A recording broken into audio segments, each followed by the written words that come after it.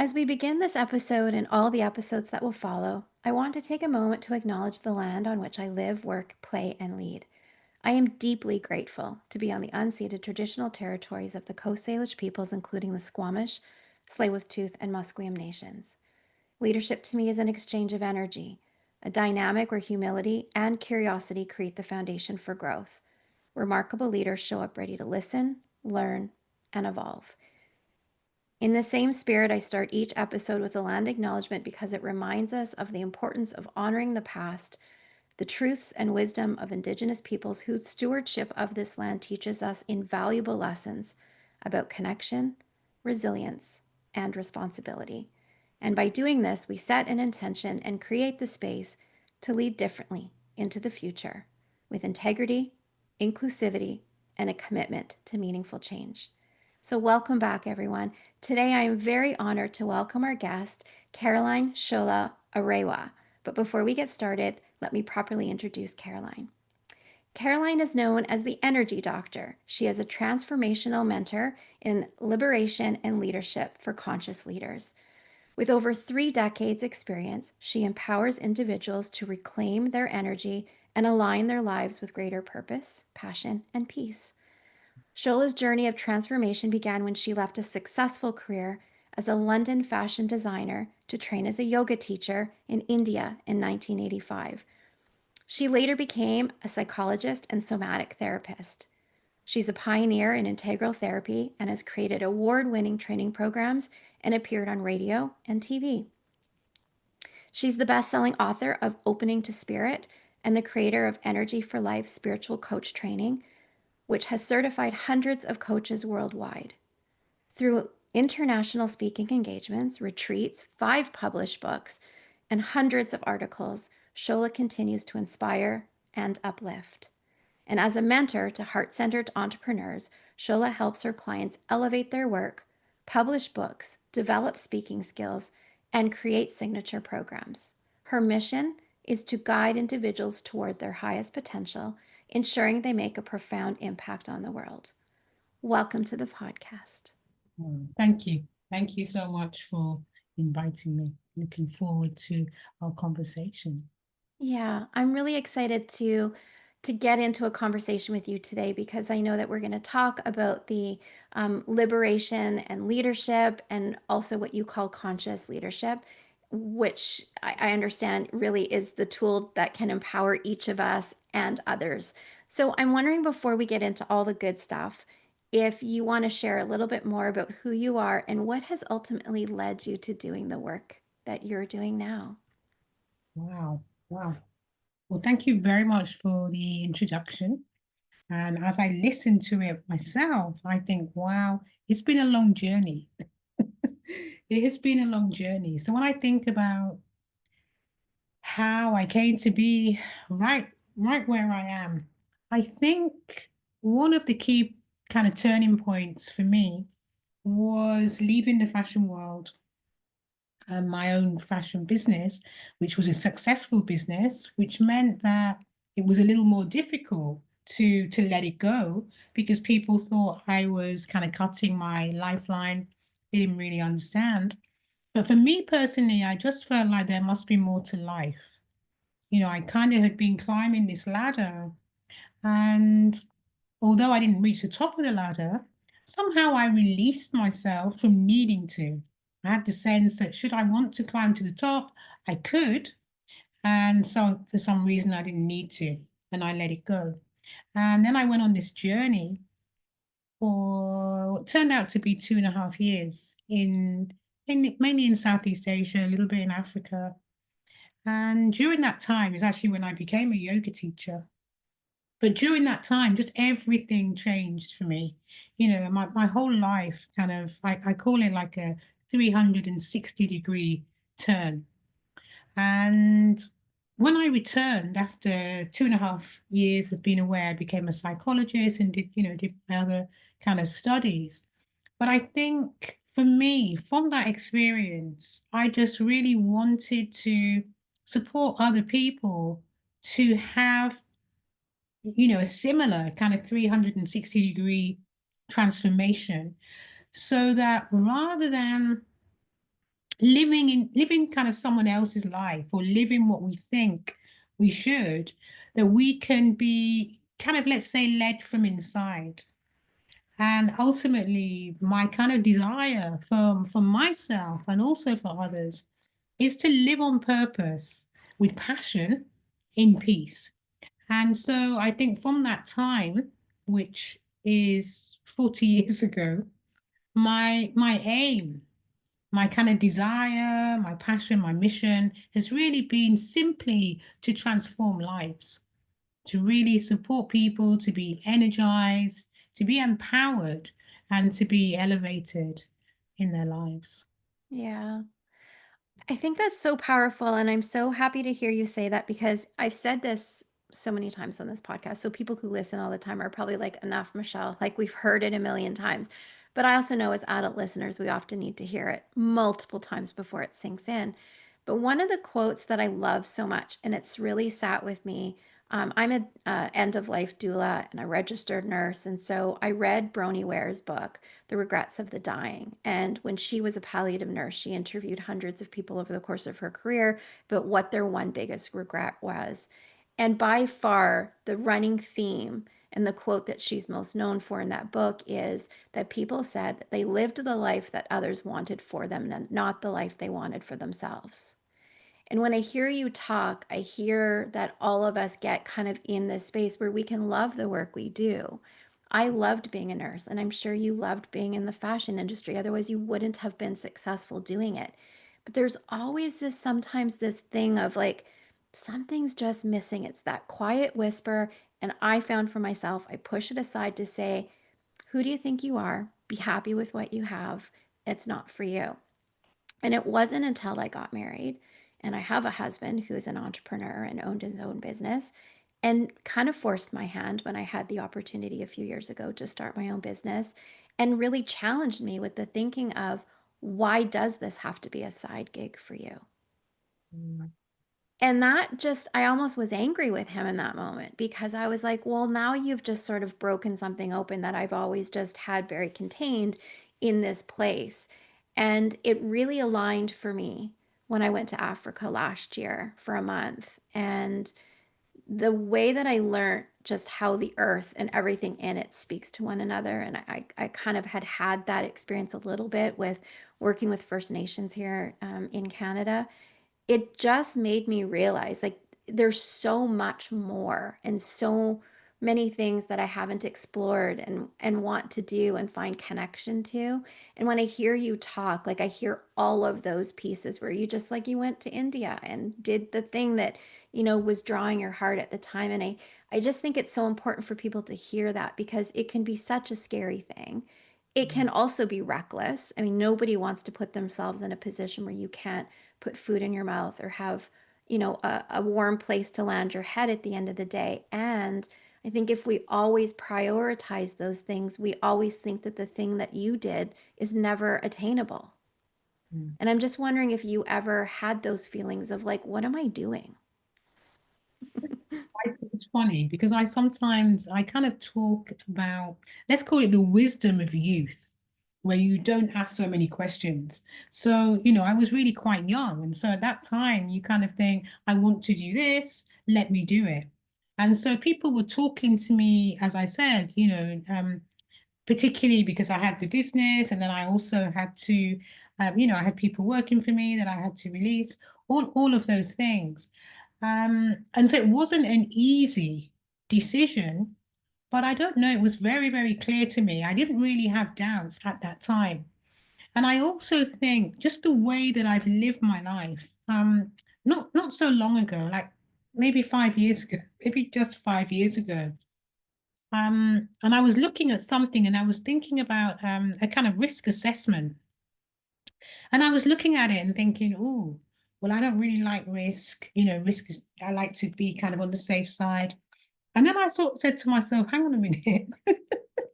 I said, the whole way that you live your life is a risk. But it had never appeared like that to me. I never saw it as a risk. And I think that even as I was hearing you speak, Michele, I was thinking that for myself, faith, It's been so important. Just kind of having a trust and having a faith in something greater than myself. And not, not a particular faith, a faith in anything in particular, but just trusting something greater than me. And sometimes I'll say to my clients when I'm working either coaching or mentoring, I ask the question, has the universe ever let you down? Has the universe ever let you down? And I don't think I've had anyone tell me that they feel let down by the universe. And so for me, it's about having that trust and having that faith. And I like the word faith. And I think of the word faith, I think it was Les Brown who created the finding answers in the heart. So really coming a little bit out of here and coming into the kind of sacred heart space and listening so that we can be true to ourselves, so that we're not climbing ladders that are up against the wrong walls, so that we're not doing things that are not purposeful for ourselves. And yes, we all do need to be able to, what I would think of as kind of root chakra, roof over our head, food on the table, money in our pocket. We do need to have those things. But I also think that sometimes we can kind of go beyond our comfort zones. We can be in a place that feels a little bit scary, that feels a little bit uncomfortable, and know that we will not be let down. And then there's just something else opens. We create that potential for something greater to open. Yeah. No, I agree with you. I think that I learned that lesson a few years ago. I've never picked a word of the year ever in my life. And I don't know, during the pandemic, 1 January, the word surrender kept coming up for me over and over and over and over and over. I was like, what is this? Like, I had never done this before. And for me, the word surrender has always meant giving up because I've always come from a place of you're successful when you're doing, you're successful when you reach a goal, or like there's some sort of platform or rung on the ladder that you've gotten to. And so for me, surrender didn't mean positive outcomes. And when I finally just sat with it and just was okay with this word, what I realized was that for me, surrender was just learning that I didn't need to be in control of everything in my life all the time. And that when I can let go of that, often really great things can happen and wisdom can come forward that you can't hear because you're constantly trying to control everything.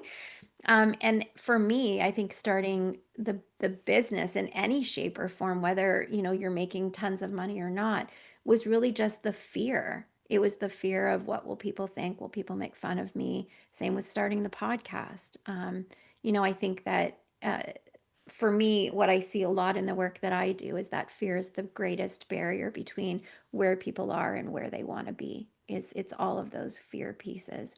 And so I think that, what I'm hearing you say is that when you listen, there's that inner knowing that if you lean into that piece, often it's leading you to where you need to be. And that's okay. So thank you for that. I'm wondering, I was really curious when I read your bio the very first time. It was obviously evident, and it is now that I'm talking to, that energy plays a big part in the work that you do and with the clients that you serve. How have you been got to be known as the energy doctor? I'm going to answer your question, but I just wanted to speak for a moment to what you're saying about surrender, because I remember a time in my life where, obviously, because I came from this kind of fashion background, and what I think it was a fast lane, kind of playing hard, living hard, kind of living in that fast lane champagne lifestyle. And so to let that go, it felt like, I literally fell to my knees. I literally fell to my knees. And I think for me, I said yes. And that was the surrender. That was the letting go. That was stop pushing and allow. And so, yeah, it's for me, when I think about surrender now, I sort of think about it as a yes. But definitely, I kind of had that experience. Coming back to your question around energy. I think what happened for myself is that I became a yoga teacher, then I became a psychologist, then I became a somatic therapist, then I started working with energy. And anytime people said to me, Shola, what do you do? I couldn't really answer. I just get all flustered, kind of, not know where to start. Am I a psychologist? Am I a psychotherapist? Am I a yoga teacher? People still think of me as a yoga teacher, even though I haven't taught a yoga class since 1997. I taught from 87 till 97.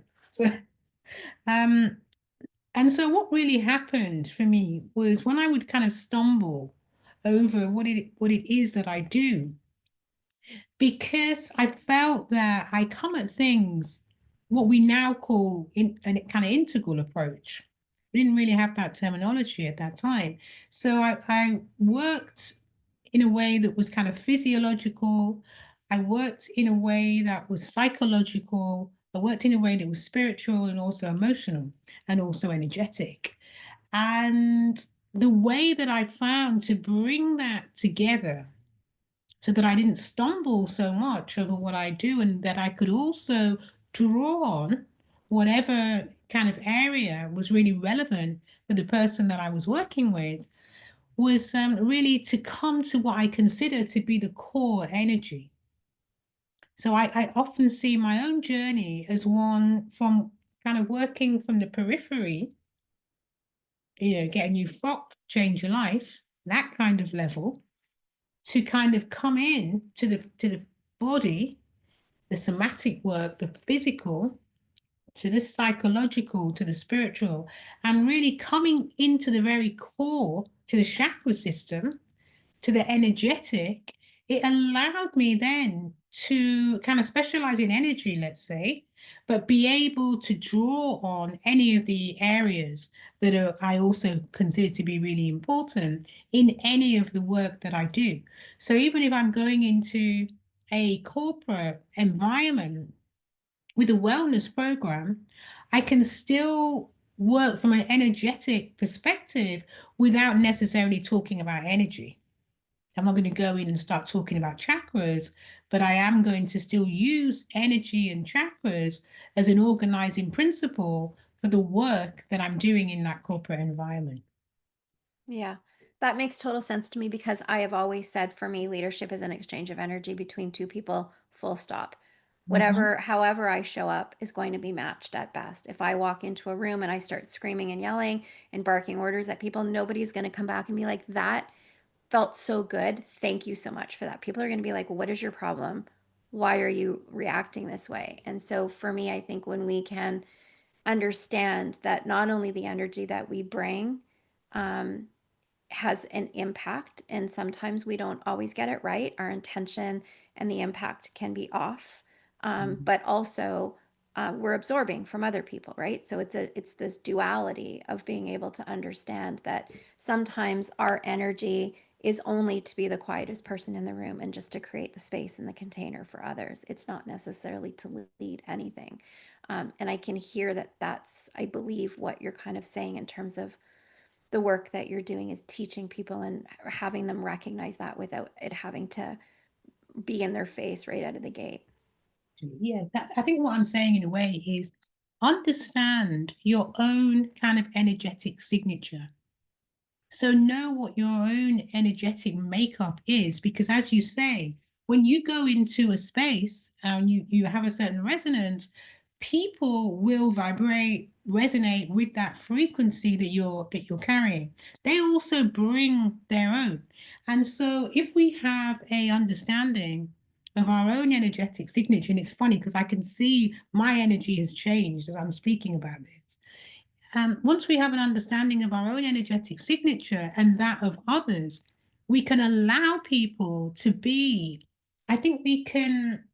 We're not needing to change people so much. So I think there's something in our energy.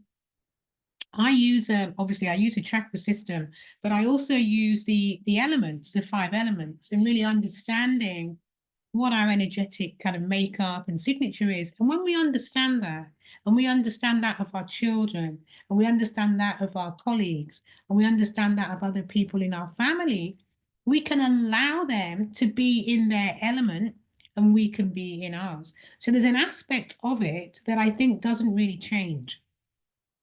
There's kind of a dominant element that essentially doesn't really change, and certain characteristics that will go with that. And with that understanding, we can be more at ease with ourselves. So, for example, let me give you an example. If I'm a fire energy person, well, if I am a fire energy person, so I am a fire energy person. But for example, if that person is a kind of director, and their leadership is kind of very clear, very direct, very kind of well, they're the director essentially. That's the energy of fire. Now that person, let's say they're around somebody who's more water energy. So that person is not so much a director, but they tune in, they may be more kind of intuitive.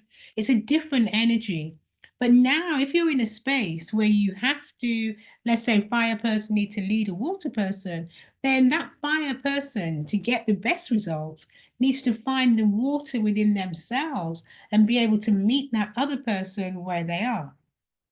And if somebody is getting, let's say, overwhelmed by any particular element, an air person, we know that air is kind of a little bit here, a little bit there, a little bit. Air moves, it's kind of all over.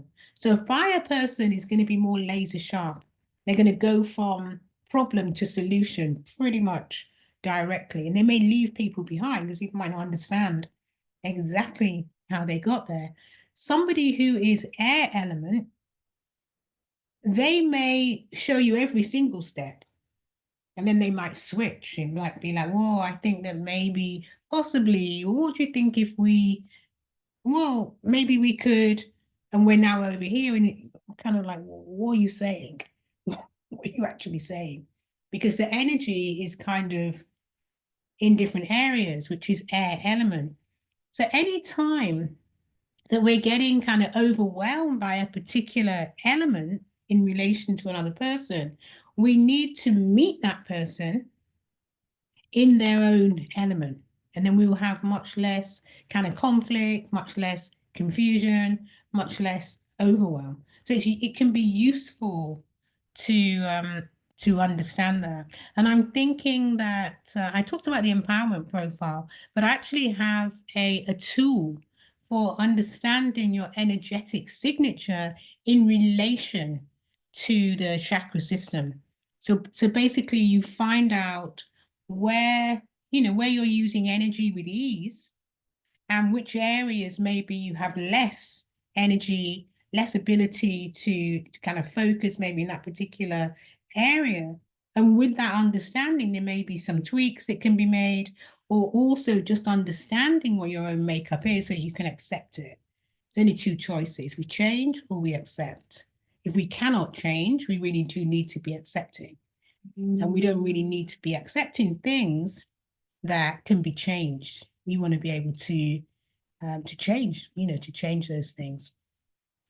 Yeah. So what I will do so that people who are interested in understanding their own energetic signature is, we can put a link for people so they can go ahead and find out what their own energetic signature actually is. Yeah, absolutely. We'll include the link in the show notes for everybody to be able to just go right to that and find it easily. I want to get into the luminary leadership because I know that was part of our conversation for coming together. But before we do that, just because we're talking about kind of energy right now and somatic, I think that when you can when you can work with someone who does somatic energy healing or coaching or whatever, their practice and their modality is, for a lot of people, they don't understand what that means. It's really just about coming back into the body and learning about how to do that. And what is your body telling you? How do you feel? Where is it coming from? Sit with that for a while, honor it, and allow it to kind of move through so that you can understand it. And so I'm just wondering, in that context, in the work that you do, if someone was just starting to kind of dip their toe into the water of learning how to come back into their body, what would be one or two simple things that they could maybe do to kind of reconnect with themselves so that when they're at work or when they're leading in their personal life as well, they feel more confident in making decisions and having good relationships with people? That's a great question. Yeah, I mean, I think really the simplest way to return, to come back. I mean, so often we do live outside of the body. I think it was James Joyce who said that the quote, Mr. Duffy lived, how does it go? Lived a couple of miles away from his body. So that kind of idea that we're right outside. And I think to come back home into the body, what connects the kind of, the mind, the body, the emotions, what connects all of these is the breath. So any time we just overheating, a little fire energy, any time that we want to come back into the body, the breath is really the interface. So the breath is the interface between the mind and the body. It's a part of the autonomic nervous system that we can actually control. And so anytime we take a moment just to be with our breath, we come back to the physical body as well. And so that's the kind of first thing. And then the second thing would be to then listen. And then we learn to really expand the time that we're in what we would call presence. So if we do a simple breathing technique, and actually I'll share one in a moment, really, really very simple and doesn't take long, and it also involves the body. But once we do that, we want to extend the amount of time that we're able to stay there so that we can listen and get more information. So at first it might be difficult because the mind is still quite busy. So the information that we're getting is not really necessarily embodied, not necessarily accurate. But if we take longer, if we take, if we can stay in that space for longer and we build up that practice, then the information that will start to come through will be more accurate. So I'm gonna just share a 2-minute exercise if that's okay. It's just very, very simple. So Please what do. Yeah, what happens is we just literally take a right hand, we bring it over the heart, and you take the left hand and you bring it over the sacral chakra. And you can close your eyes or you can keep your eyes just gently kind of focused down.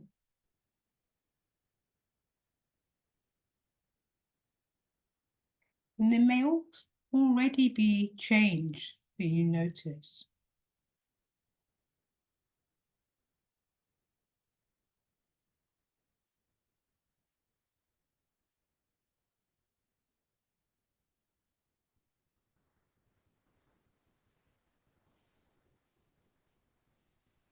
There's no need to change the breath, but the breath will probably change by itself.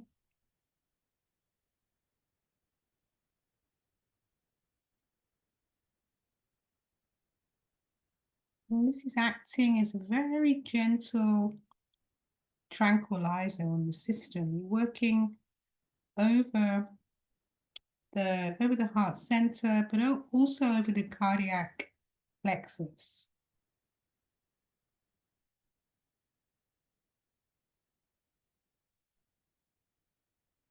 And it will also give a gentle boost to your immune system because you're working over the thymus gland.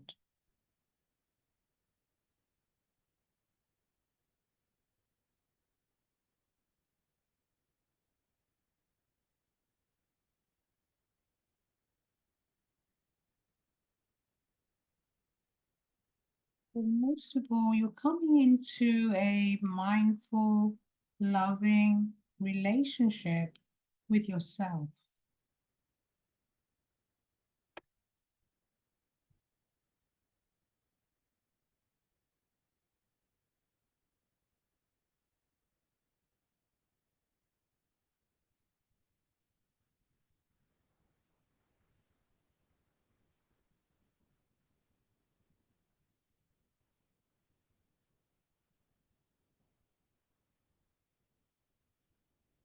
And take a deep breath.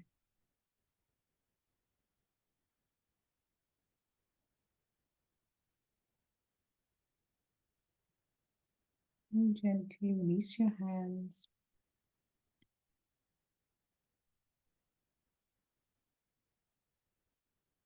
And just open your eyes.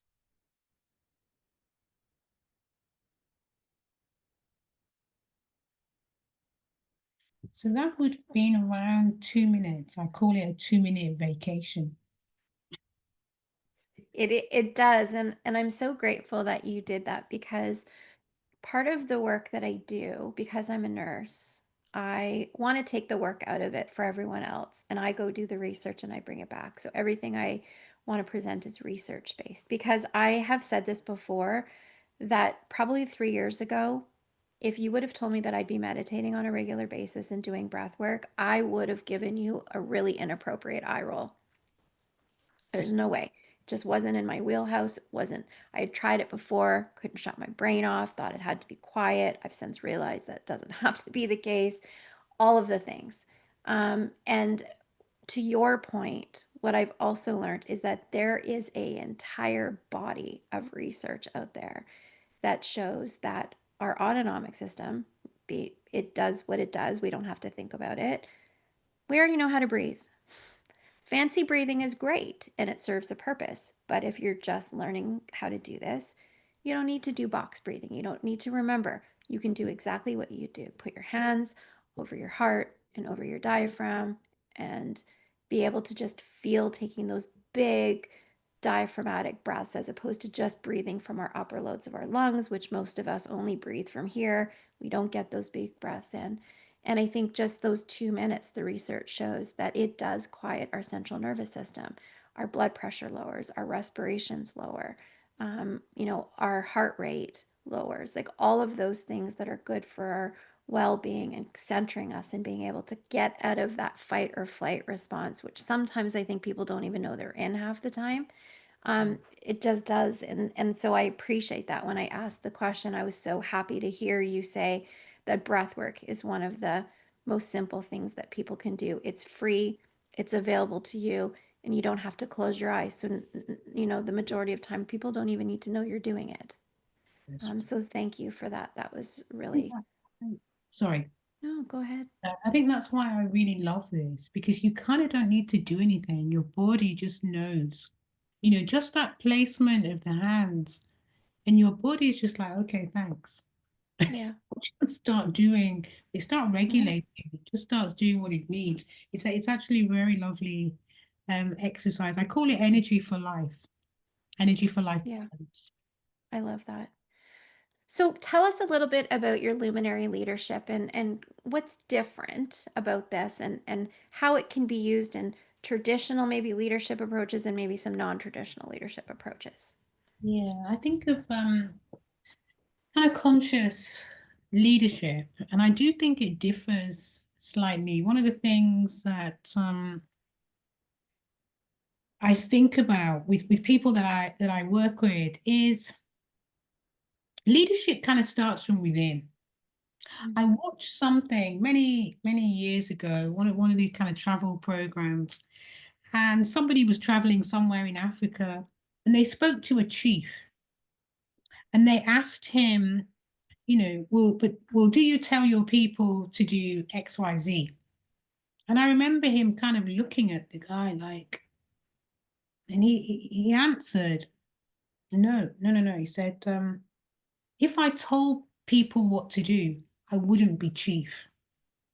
Mm.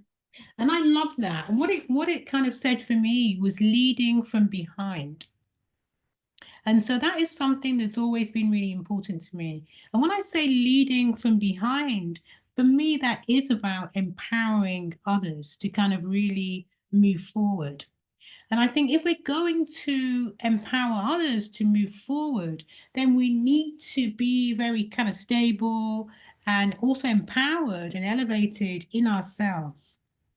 And so the kind of leadership model starts, I think, from within, from really actually looking at your energetic signature because it will tell you something about how you lead, but also developing the kind of inner skills, the soft skills to be able to kind of show up, but to do it from behind and not need to kind of not empower others, but to be able to truly empower others, to use like a coaching model of asking questions so that we're drawing out rather than trying always to impart knowledge, but to try to kind of empower and bring that out of others. So when I think of conscious leadership, I actually think it's a lot of people who do not necessarily consider themselves to be leaders, whether that is in the workplace or whether it is in the more kind of holistic spiritual space. People who may be a little bit, less directive, a little bit less quieter people. These are the skills that we want to be cultivating, and some people have those skills already. Like, you talked about meditation. Some people have been taking that inner journey, that mirror journey. They've been cultivating soft skills. And so for me, that's the kind of conscious leader. So it's about really getting behind people who are what I call reluctant leaders and supporting those people to really step up. I mean, you talked about nursing. As a psychologist, I had worked in a prison environment in the prison hospital, and so there were many of the nurses who I trained and kind of, let's say, empowered to work in more therapeutic ways with the men. So rather than always bringing somebody in, we were looking at how can we kind of elevate the people who are already here, who do not consider themselves leaders and probably would not consider themselves to be one, but how can we, raise their levels of confidence and support people to really, what I call mindful magnificence, kind of find the strengths within themselves that can be used to really facilitate, other people in kind of a therapeutic environment or another corporate environment. They're the same skills that we need. And I'm talking about listening skills. I'm talking about the ability to be present. I'm talking about the ability to be curious. I'm talking about the ability to be authentic. All of these kinds of skills we would cultivate as a conscious leader. And if we have the skills but we're reluctant to lead, it's time to step up because the world needs us to be in those leadership positions. Yeah, I can really appreciate that. I think some of the things that I find myself speaking to a lot is that leadership is really less about the title on the door or on your desk, and it's more about how you choose to walk through life, how you Mhm. choose to engage with people that you come in contact with. And so I'm really grateful to hear you also kind of explain that in your own way is that we are leaders in our personal lives before we're ever leaders in a professional capacity. And so I think it's just really important. And that's not something that we get taught. Like I think that some people, to your earlier point, come by this more easily and maybe more intrinsically, where it's just this inner sense of, I just know how to do this. And other people, it's just a real struggle. It's not something that comes easily, or maybe they're more introverted and they're a perfectionist and a people pleaser, and they're so worried about saying the wrong thing or doing the wrong thing. So I can really appreciate that. And I really like the idea of leading from behind. As I said, I've had the opportunity and the privilege of working with some First Nations communities here in Canada, and one of the very first things that I learned from a knowledge keeper is that some of the best leaders are the ones that are standing with the hand on the shoulder, or who are shoulder to shoulder. It's never the one that's standing ahead. And I find that when I lead a session, or if I'm facilitating in person, the energy completely changes in the room. If I can put people in a semicircle, or where they're sitting, where they're shoulder to shoulder, or in a circle where they can see the person across from them, rather than that old classroom style where they're sitting in rows and you have to turn around if someone's talking to really be able to engage, it completely changes the whole energy of the room. So I think there's a lot to be said about the wisdom of that type of leadership and how it makes us feel when we have someone in our space that's leading from that place of like, I'm with you in this, as opposed to I'm a little bit ahead of you. I think it's quite powerful. And I think it's interesting what you're saying about the circle and creating that space, because energy wise, it's like an energy vortex that gets created in that space. So just, and it's something that I do myself, and I did it just, yeah, I was doing some training over the weekend, and I did exactly that. I came into the room, and everyone was already in rows. And so I Mm. had people move and get into the circle. And just from doing that, I personally could feel a complete difference in the energy, because what you're doing is saying that we all matter in this space. Everyone in this space matters. And you can't, some people are not going to sit behind other people. Everybody can see everyone. And we're all here together in this space. And I think the energy immediately changes. And I think that is because we create a kind of vortex, we create a kind of chakra, we create an energetic shift just from doing that. Yeah, I agree. I know that our time is quickly coming to an end. I have one question for you, and then I'm hoping we can do a few rapid fire questions before we wrap up our time together.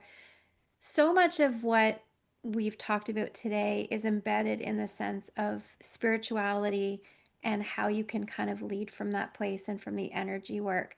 I'm wondering how you have found that sweet spot in the work that you do to introduce that to people who maybe have never been introduced to it before, or think it's a bit too woo, without it feeling like it is inaccessible or even maybe performative in some way. And it's just too out there, where you can kind of get the buy in from people to understand that this type of work is the hardest work they will ever do. It is not easy, and it is critical and imperative to them being able to, even if they haven't realized, it can help them to become the version of themselves that they can see or want, but it can also just help them be able to hold space in a way that is much more easily for others. How have you found that magic sauce to do that? That's a great question. I love the question. And I also think I talked about authenticity. So I think for myself personally, because I'm coming from that kind of spiritual space, I won't even know that I've kind of done something. And it also means that I may be in a corporate environment and I may do something that perhaps I ought not to have done, because I don't know that I ought not to have done it. And so there's that kind of authenticity is already there. But I think it's not just that. I think it's also kind of seeing beyond the veil in some ways, and that might sound a little woo-woo, but what I actually mean is, at the end of the day, we're humans. That means we are spiritual beings. And so in some ways, people may be kind of holding that back, or not wanting to bring it into the workspace, not wanting to bring it into a particular environment. And when, myself or anybody comes in and we speak to that, when we speak to that, it's almost a sigh of relief from people. We all breathe. We will all, what we've just done, the 2-minute exercise. I don't know if you can find anywhere in any walk of life that will not benefit from something as simple as that.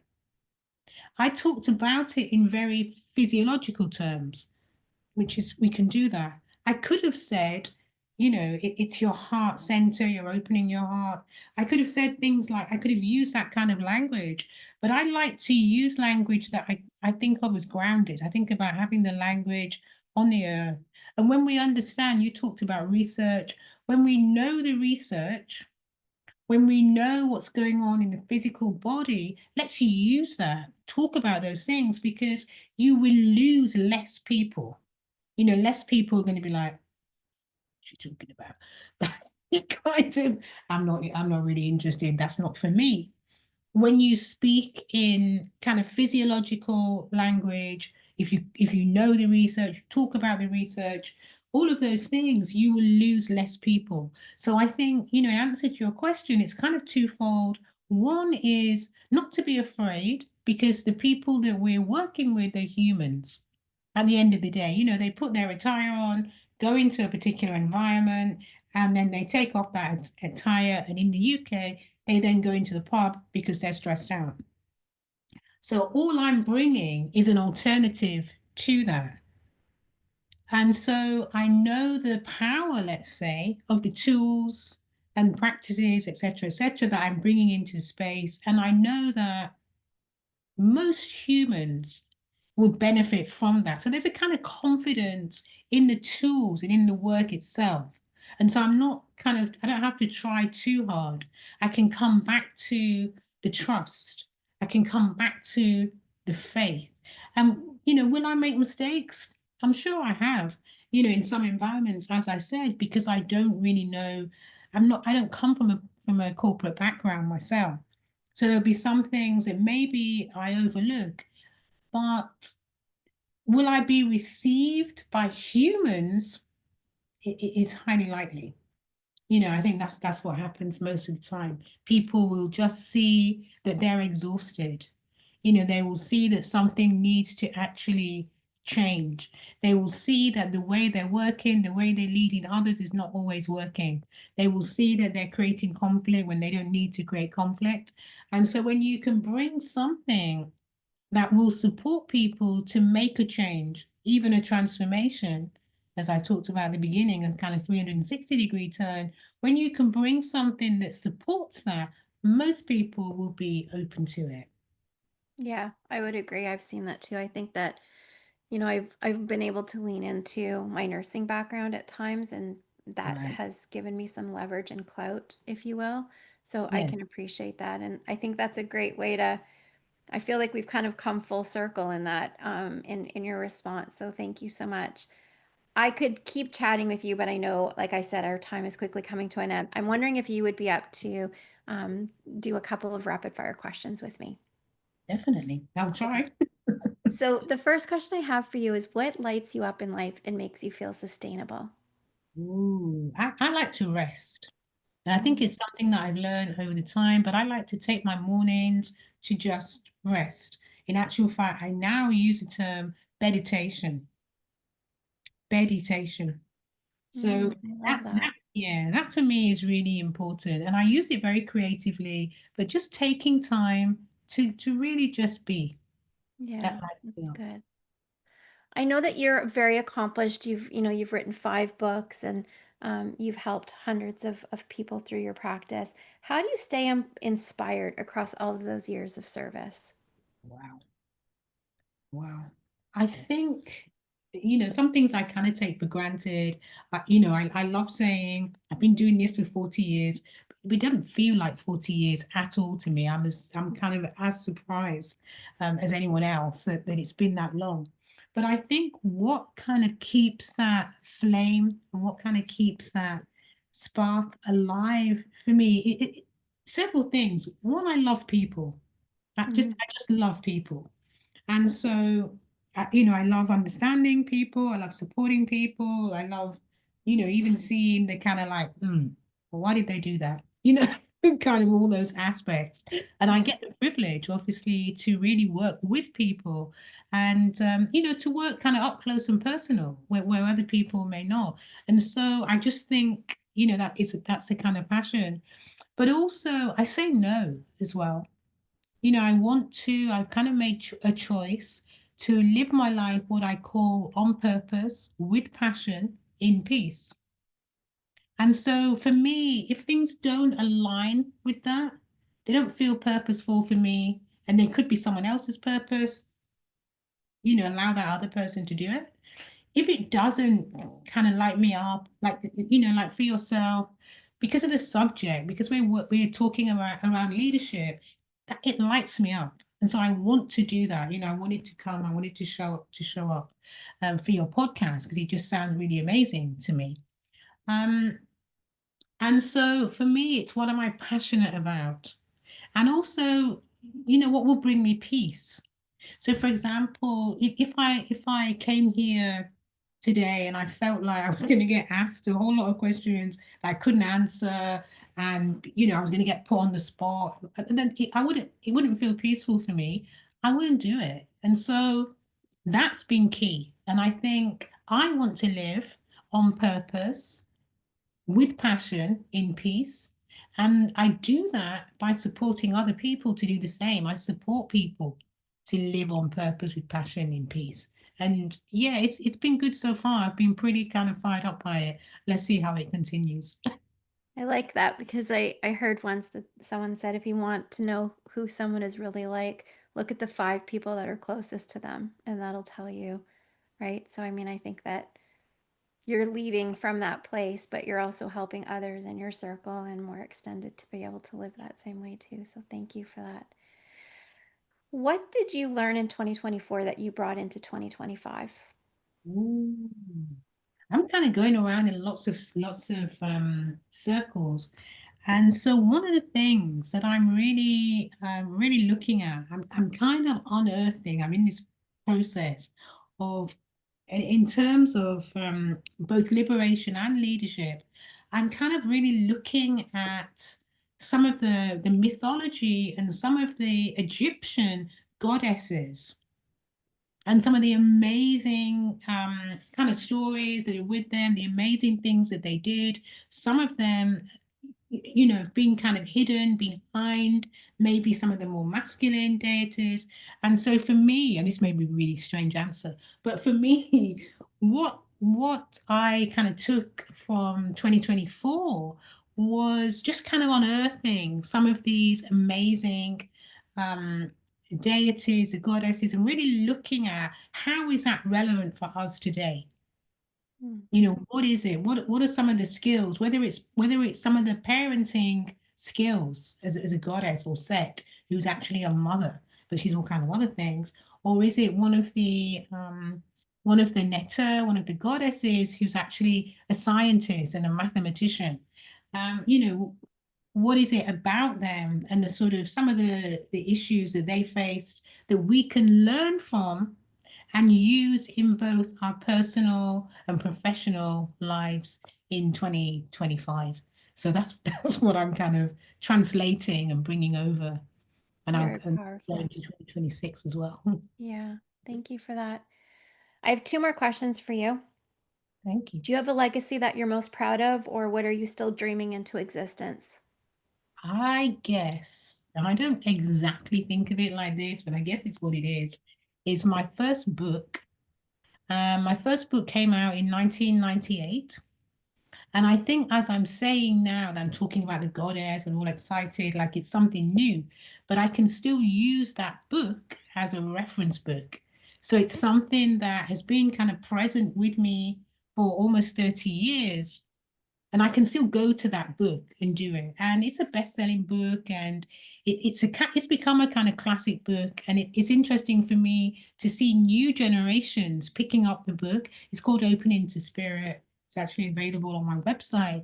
But I think that will be my kind of legacy, whether I choose it or not. And yeah, it's done well in that it's I think about 27 years old. Would I love it to live for another 27 years? I'd love that. Yeah, how lovely. If you could give each one of our listeners one practice to help them with their own luminary leadership, what would it be? It has to be, I have to come back to really living on purpose. So take time to identify what your purpose is right now, because it changes. So, it may have been, for yourself, it was nursing, but it changed. You were able to honor that and then see what your purpose is now. And now you're in the world in a very different kind of way, supporting people. So I think really identifying what your purpose, what your divine purpose is, so you can live it. And, what really kind of lights your fire, what keeps you kind of excited and passionate about life, honor that. Be authentic, honor that, and do it in a way that is not violent, in a way that is peaceful for yourself and for others. And so I think the practice really is identify your divine purpose and then honor it so that you can be kind of, alive and lit up in terms of passion and live that in a way that is just peaceful for yourself and for Yeah. others. Yeah. I'm going to have all the links to all of the places that you've already given me. But if people want to go to learn more about you and support the work you're doing, where's the best place for them to find you? Yeah, well, my website is literally my name, which is Shola, which is SHOLA .co.uk, because I'm in the UK. So shola.co.uk is where you will find most things. And if you're interested in the books, just you go /books, you'll find the books. You'll find lots of articles. There's a particular article on moving from being a reluctant leader to a conscious leader, which may be interesting to some readers, listeners. So take a look. Yeah, take a look there. And there's an empowerment profile under mentoring on my website. Again, for people maybe stepping out into their own business and looking for support, not exactly knowing what they need to work on. Is it around people? Is it around positioning? Is it around publicity? All of those things. Then the empowerment profile would really kind of support you. And yeah, I'm happy to share the link for that as well. Wonderful. I'll do my best to include all of those links in the show notes so that people can just click on that really easily and do that. I just wanted to end including a testimonial that I found from your website from Hannah. And she says, Shola is an excellent trainer, experienced, supportive, and committed with an exceptional knowledge of her subject. She is calm, encouraging, and always patient, a true professional. Take her courses and your life will be transformed forever. Mine was. And I just wanted to end on that note. So thank you so much for the time that you've given us today. Thank you so much, Michelle. Really, really appreciate the space that we just shared together. I've really enjoyed speaking with you. Thank And you. just giving thanks for everyone who's taken their time to listen as well. Stay Yeah, protected. thank you. I say this to every guest. I will continue to do it. I believe that our time and energy are two of the greatest gifts we have to give others. So thank you again for giving me both of those today. Thank you so much. And thank you, everyone, for listening. If you've enjoyed this episode, please consider subscribing and leaving a review or leave a comment on what you enjoyed from this podcast episode. And if you have any suggestions for future episodes, I'd love to hear from you. Even better, please share it out with a friend or a colleague and turn on your notifications so that you never miss an episode. It really does help our podcast gain more listeners so that we can grow our Lead from Within community. Thanks again, everyone, and keep reaching for your highest branch. Mm.